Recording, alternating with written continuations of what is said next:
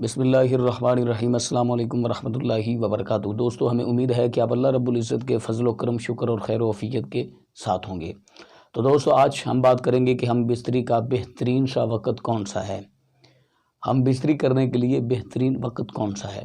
تو مزید ویڈیو شروع کرنے سے پہلے چھوٹی سی گزارش کہ اگر آپ نے ابھی تک ہمارا چینل سبسکرائب نہیں کیا تو ہمارے اس یوٹیوب چینل کو سبسکرائب کریں اور بیل آئیکن کو دبائیں تاکہ نئی آنے والی ویڈیو کا نوٹیفیکیشن آپ تک بآسانی پہنچ سکے، اور صدقہ جاریہ سمجھتے ہوئے دوست احباب کے ساتھ لازماً شیئر کیجئے گا۔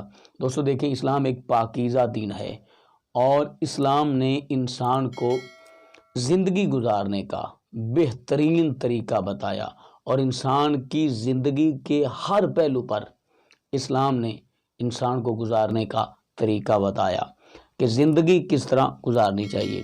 اور میاں بیوی کا جو رشتہ ایک پاکیزہ رشتہ ہے، اس کو گزارنے کے لیے بھی اسلام نے بہت ساری وضاحت فرمائی اور بہت احسن طریقے کے ساتھ وضاحت فرمائی۔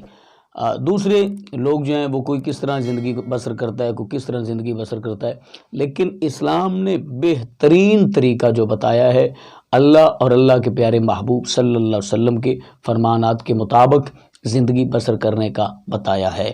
تو آج ہمارا جو مین ٹاپک ہے وہ یہ ہے کہ ہم بستری کرنے کا بہترین وقت کون سا ہے۔ بہترین وقت جو ہے وہ رات کا پچھلا پہر ہے۔ اس کی بہت ساری وجوہات ہیں۔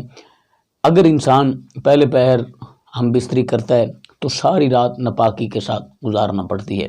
دوسرا یہ کہ جب انسان پچھلی رات ہم بستری کرتا ہے تو نماز فجر کی تیاری کے لیے ظاہر ہر انسان کوشش کرتا ہے نماز فجر کی ادائیگی کے لیے، تو جب نماز فجر کے لیے کھڑا ہوتا ہے تو اس کے ذہن میں یہ بات بھی موجود ہوتی ہے کہ نماز پاکی کی حالت میں پڑھنی چاہیے، اور تب اتنی دیر تک نماز نہیں ہوتی جب تک انسان پاک نہ ہو۔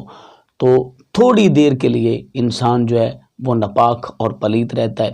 اس لیے بہترین طریقہ یہ ہے کہ رات کا پچھلے پہر ہم بستری کی جائے۔ تو ہمیں امید ہے کہ آج کی ہماری ویڈیو آپ کو اچھی لگی ہوگی۔ اگر اچھی لگی ہے ہمارے چینل کو سبسکرائب، بیل آئیکن کو دبائیں اور صدقہ جاریہ سمجھتے ہوئے دوست احباب کے ساتھ شیئر کریں۔ ملتے ہیں نیکسٹ، تب تک خدا۔